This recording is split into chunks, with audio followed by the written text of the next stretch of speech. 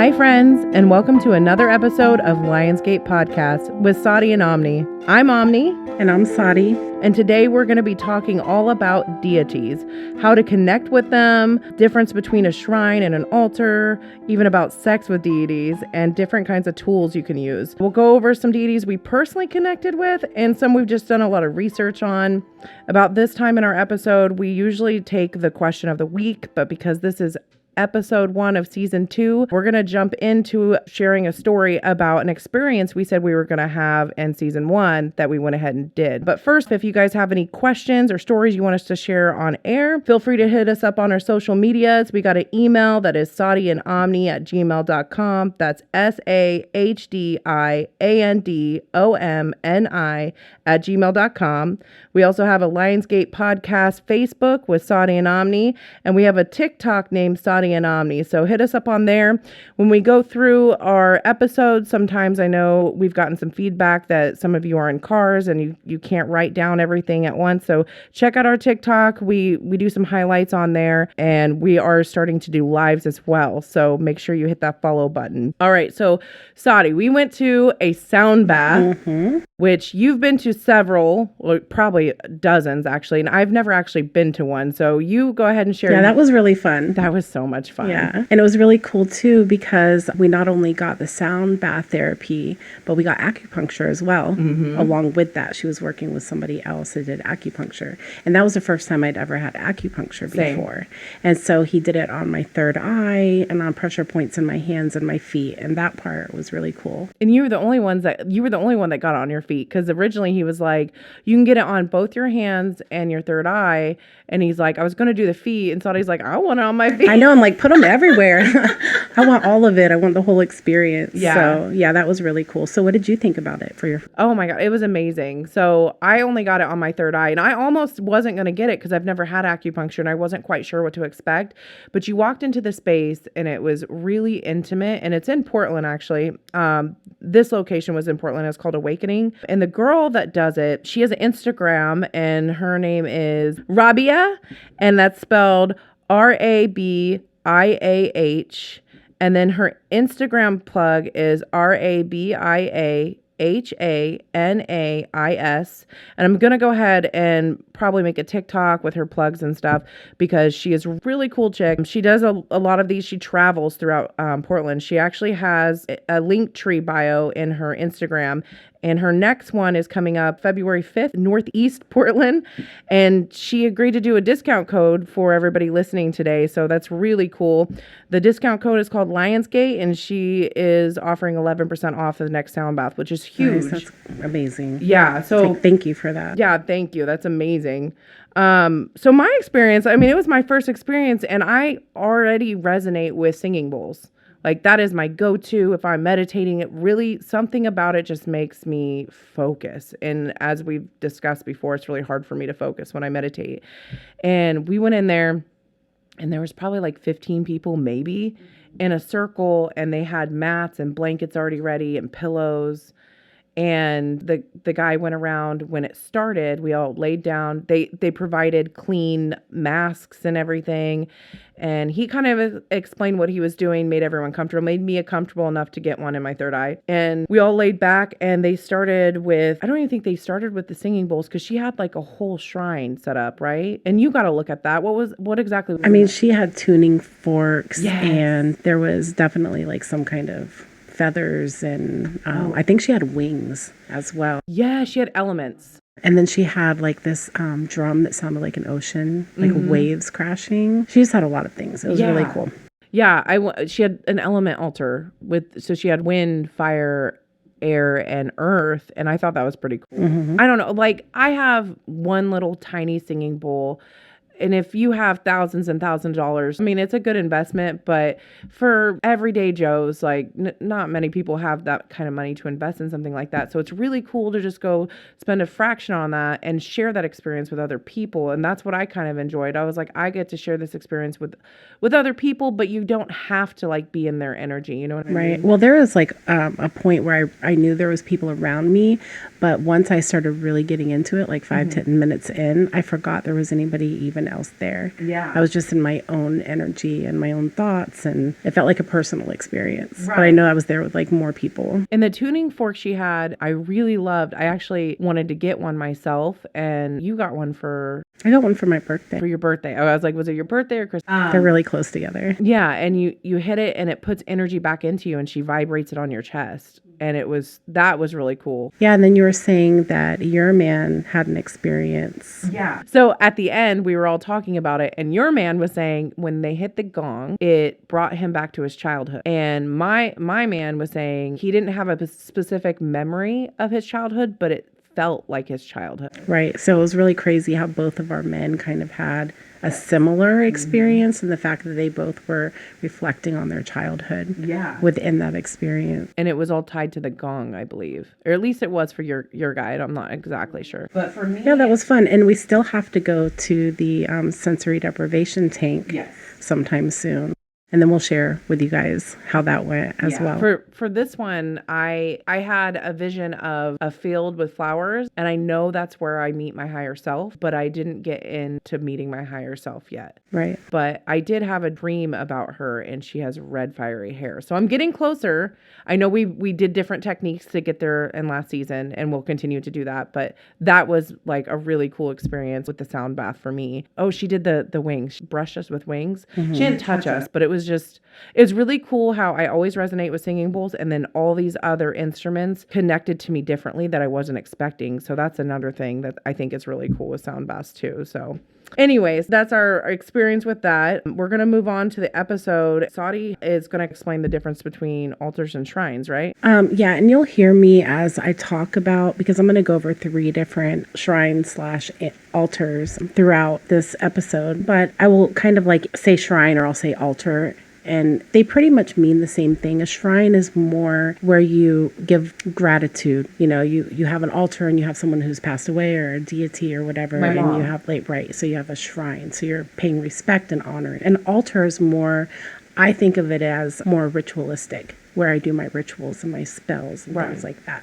So they're interchangeable with each other. And of course, it can be both. Your shrine can be your altar at the same time. So you can have a shrine and perform rituals at. Right. We did a reading and I brought up my mom, and you said, you can do a shrine for her, but then you can also do like rituals for her energy. You talked about ancestor money, right? Right. So the ancestor money is currency that's recognized in the spiritual realm. Right. As actual money. So it's like a currency there, and they can use it for energy. Yeah. So if you I think for one of them, my mom was off doing something in some realm and you lit it and she came, which is super cool. Yeah, that was really cool. Yeah, she came. My grandma came too. Well, that's the thing too. When you feed your ancestors, they are connected to other ancestors as well. So when I light ancestor money, I like to say to my ancestors known and unknown. Right. That way I'm kind of giving a broad spectrum on that. Oh, that's a good point. And so your mom could be connected to somebody in the astral realm. Yeah. Connected through your DNA, through your bloodline that you don't even know about. And then she's sharing with them. That's such a good point. Right. And as they get stronger and grow, right, they're also going to be giving you more energy and making you stronger and evolving and all that. That's super cool. So we're going to get into that one. I'm actually going to be talking about ancestor shrines, personal altars, and higher level altars. And that's where you have your gods and deities and goddesses within that. So we'll get to that in a little bit. Okay. Yeah. And I wanted to go into Hecate because she's a very well-known goddess. And I do have a couple books and I have read up on her, and I haven't necessarily been called to her yet, but I feel like I'm just not there yet. You know what I mean?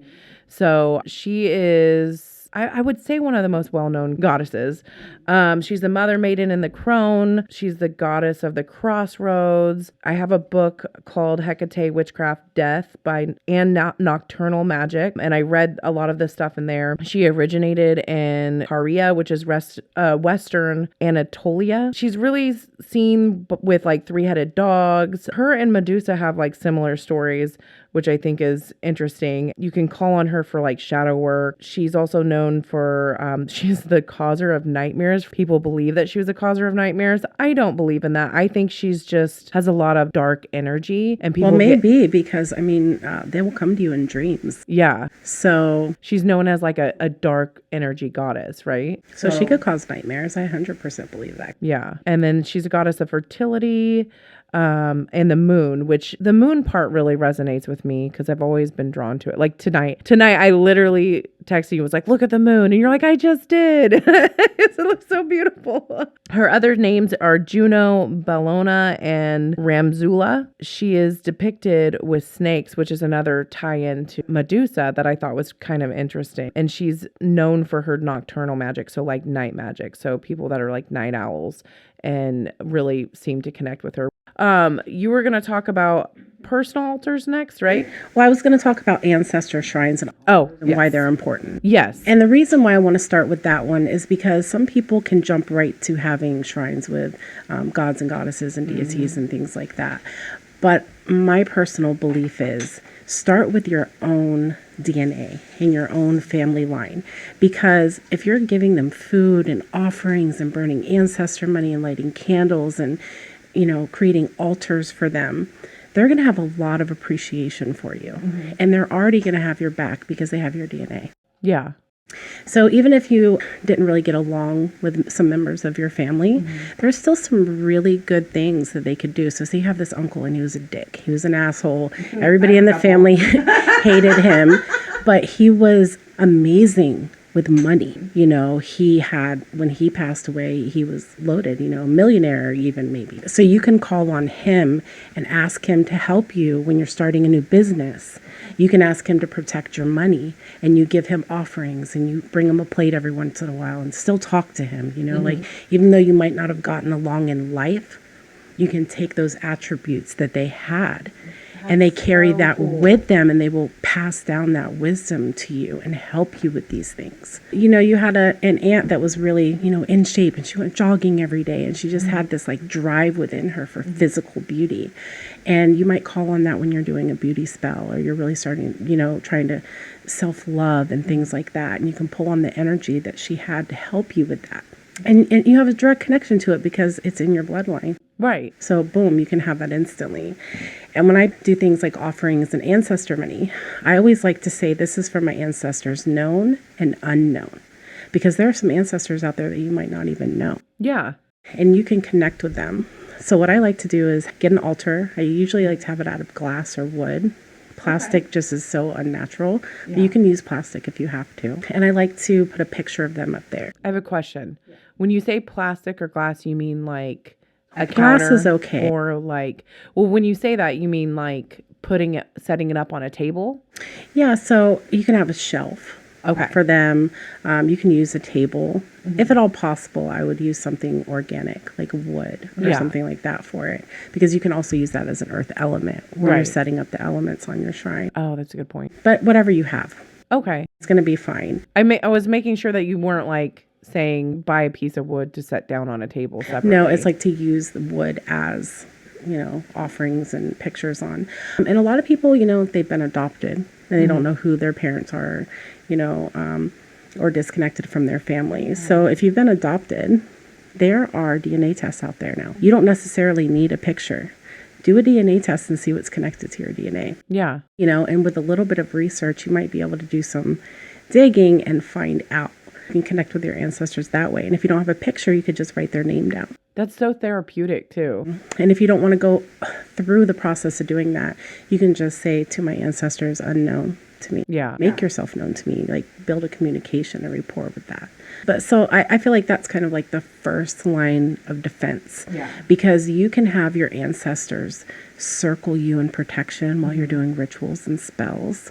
You can ask them to protect your kids. So when I do my altar, I have like a picture of them, if at all. And then I use 4 elements. So actually there's 5 elements if you really think about it. You are the 5th element. Your creativity, your DNA, your, creativeness adds to that. So get creative with your altar. Yeah. So for air, I like to use incense or feathers. And I didn't think about incense. if I don't have that, I'll just use my words, because when you're speaking, that's an air element. Speak prayers or mantras, or just communicating with your ancestors. Hey, how you doing? Like, I want to talk to you today, or whatever the case. And then for the water element, you can use water, or you can use, if you knew them, say it's your grandmother or something, and she loved coffee, put a cup of coffee up there for her. It's just bean water. You can put tea or things like that. And then there's the potted plant there, or flowers, or, whatever earth element you want to use. Right. And then there's fire. And for fire with me, I always use a candle. Yeah. So that's what I use for fire. Absolutely. And then I also will put fresh fruits and vegetables up there, because you can leave that up there for a week. You just put a apple or something with seeds in it, a melon or like squash or something up there, because they slowly absorb the energy from the fruit. And then just toss it out when it's bad. So I had a question about that. When you put stuff up on an altar, for one, I was going to say, is there a certain kind of time frame that you should leave it up there? So I always leave water and fresh fruit. Okay. At all times, just so they have a little something, or like a candy bar, or, something wrapped and sealed. I don't cook for them all the time, but when I make a really good meal that I think my ancestors would like, I have special little plates for that. And then I'll make them the meal and put it up there. And I like to leave it for at least 12 to 24 hours. But some people might have bugs or gnats or, whatever the case may be. Try to leave it up for at least 2 hours if you can't. But after 24 hours, it's dead. Is there a disrespectful way to discard of that afterward? I mean, I don't think so. Not with the ancestors. Okay. Because if you fed somebody at your house and they didn't eat all of it, you'd scrape it away. Okay. So just discard it however you normally would. I think that's something that worried me, where I was like, what do I do with it afterwards? I don't want to piss anybody off. Well, depending on what it is, certain kinds of fruit or nuts or things like that, I'll throw it in my yard for the squirrels and stuff. Oh, that's so you can do that. Okay. But don't eat it, right? No, but you do that with gods and deities. So okay. Yeah, we can get to that later. Okay. So yeah, I really feel like working with your ancestors should be your first defense in anything, because they're gonna love you, because they're your family. They're connected to your DNA. They're gonna want to help you. You have instant access to them. As long as you're treating them right and giving them energy, they're gonna do the same for you. They're gonna keep coming back, and they're gonna bring more with them. Yeah, and they have more patience, probably. Right. I would assume, because you're family. Right. I would hope so. Unless you're my grandma, she was kind of impatient. And then also, I just want to say one more thing on this, and then we can move on. When you're putting a picture up on an ancestor shrine, you never want a picture of anybody that's living. Okay, that's a good point. So if you have a picture of you and your grandmother, don't use that picture. It's just, I can't explain why, but it's just not a very good idea. That is for the dead. Right. That is for people that have crossed over. Maybe a little disrespectful. I don't know if it's disrespectful in the fact that it could be just really draining for your energy. To have your picture up on a shrine with the deceased. Okay, that makes sense. And then pay attention to where you're putting it. You don't want to put it over a litter box. You know what I mean? Or have anything like a garbage can under you know what I mean? Just be really respectful of where you're putting them and the placement. And you can put ancestors together. So if they're from your mom's side, you can have a couple on that same shrine. Okay. If you want to. But if they're different sides of the family and they didn't get along, you might want to put them on different walls, kind of separate them from each other. And the more you build rapport with your ancestors, they'll let you know. We talked about how my mom and my dad's mom got along really. They were like best friends in life. So could I put them on one shelf? And you could also, if you wanted to make your shrine a little bit stronger, you could also use your DNA. I put my hair down.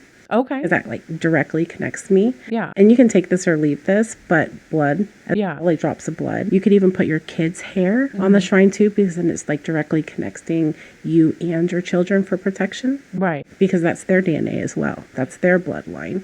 Yeah, I did a protection spell for my kids, and I put it up on my mom's shrine. If you don't feed and nourish your ancestors, they will dissipate over a period of time.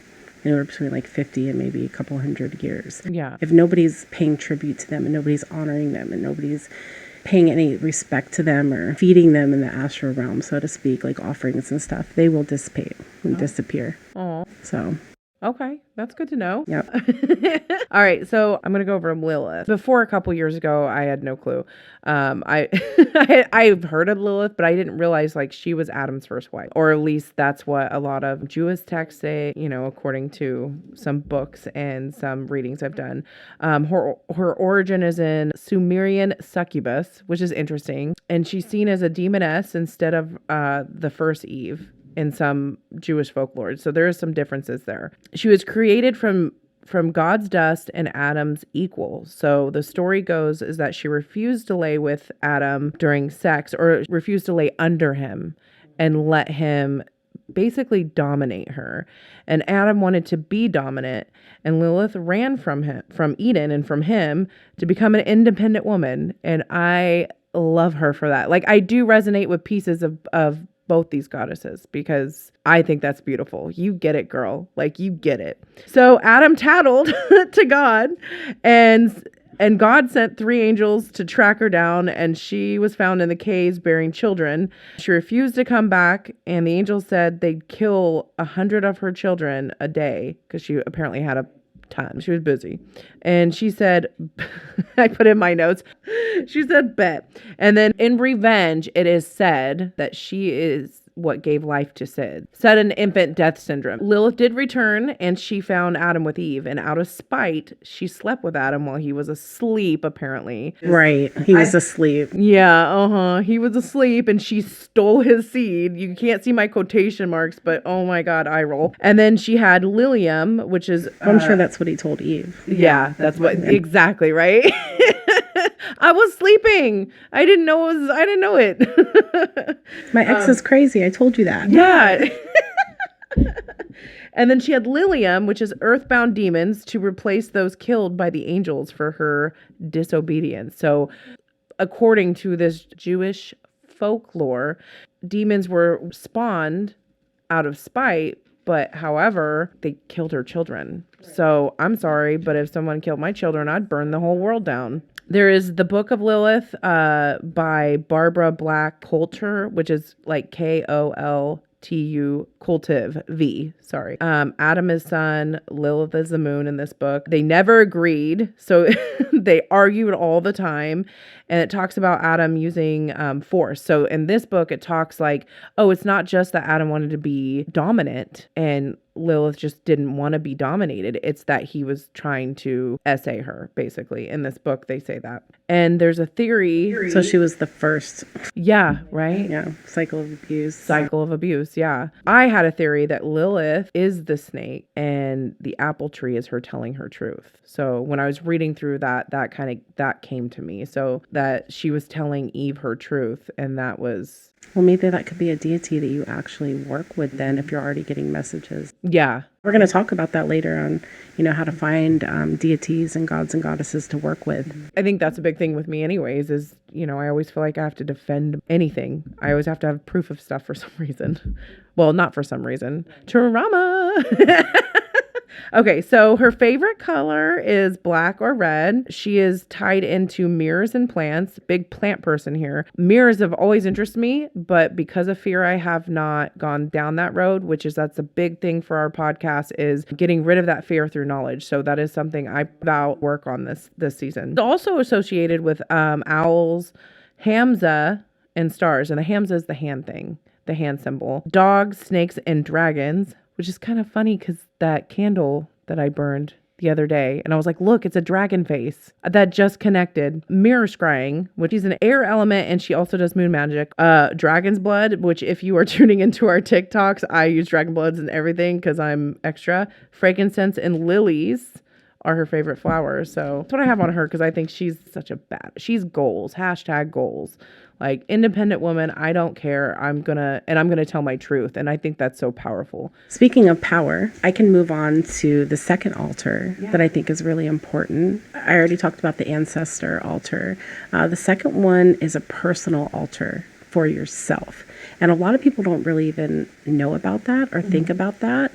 I personally worship myself and honor myself and bow down to myself. So my personal shrine has everything that I love on it. Just like I would give to a goddess or a deity or a loved one, I put things on there that I love. Like I have a cat skull and I have my candles and, you know, I have the things that represent me.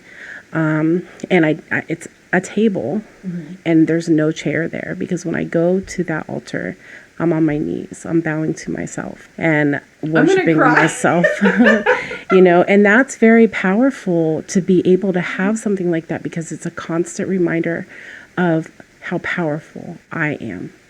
You know, and when you have a shrine like that, you're coming, every time you kneel down at that, you're kneeling to yourself and you're giving yourself energy. Buy yourself flowers, put offerings there, and put the elements on there, the 4 elements. And Sahdi, that's beautiful. Thank you. I love that. I've talked before about how I was like, you know, I'm not always confident. I fake it till I make it. I'm always like, I'm a Libra. I'll fake it till I make it. Right. And that's part of it. Kind of like, you know, even if you don't feel the best, even if you don't feel great that day. That's the best time to go. Go to your, you know, feel your own power. Let it resonate through your body. Remember who you are. Yeah. On the highest level. I'm just you know what I mean? Lion King. Remember. Yeah. Sorry. That's what I do. And then you can do your rituals there and you're not calling on anything else but your own power. Yeah. Your own raw, authentic energy when you're at that altar. That's beautiful. You can come up with your own rituals. You know, like I was saying, the 5th element is you. It's your joy, your love, your creativity, your energy, your emotions. Right. You know, and that has nothing to do with your ancestors or God or deity or anybody else. That's you. Yeah. So if you're like artistic, you could put like a painting that you did that you can you do really love. Anything there. If you're a writer, let your mind just go crazy. I mean, your mind is the first altar. I'm trying to think. I'm like, different strokes for different folks. What would they put on their altar? Anything. Yeah. Anything that you're called to that brings in more power and more positive energy for you and strength. And it doesn't matter if you are a man, a woman, or don't identify as either. Doesn't matter who you are. That's specifically for your authenticity, your authentic self. That's so powerful. You could even do like a sigil. Yeah. Like do you could just let your imagination go crazy. Oh with my that. God. Mine is. Right. It's going. It's like my wheels are turning. I'm just like, oh yeah, I could do this. I already know where I'm going to put mine. Like I have an extra shelf next to my bed. Make a personal altar for yourself. Oh, I'm going to now. Everybody listening, do it. Yeah, do it. It's powerful. Yeah, it is. Especially, not even if you're going through a hard time, but especially if you're going through a hard time. That's amazing. I love that.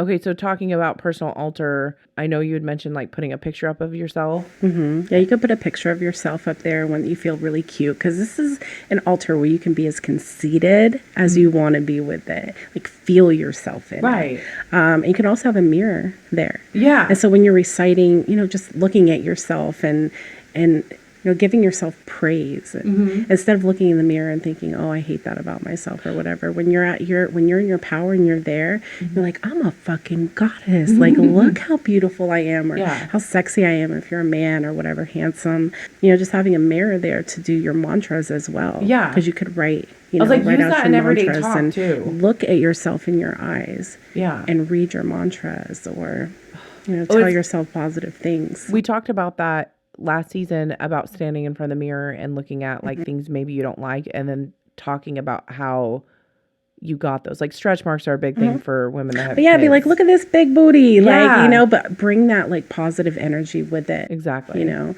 and you can use a mirror. You can just, like I said, get creative with it. Oh, I love it. And just put, I mean, if you're going to post selfies on Facebook anyways, might as well like put some people might not understand it. You know, your friends come over and be like, wow, like, you really what's going on over here? What's going on over here? Why do you have a picture of yourself right there? Because I look weird. Fine. Right. Because I'm a bad bitch. That's why. Yeah. I'm doing hot girl stuff. Shut up. Mind your business. Yeah. I mean, I don't really let people in my room anyway, so. Right. But I don't care. Well, mine's right out in the living room. Oh, that's amazing. Oh my God, I love it. Welcome mine's to my right house. under all the pictures of my kids and my grandkids, and it's right on the wall, and there's a table there, and that's where mine is. I love that. Yeah, but some people might want to, put it away in a sacred, ceremonial spot for them or wherever they want to put whatever you're comfortable it. with. Whatever you're comfortable with. Yeah. For me, I've learned to laugh at myself from a young age.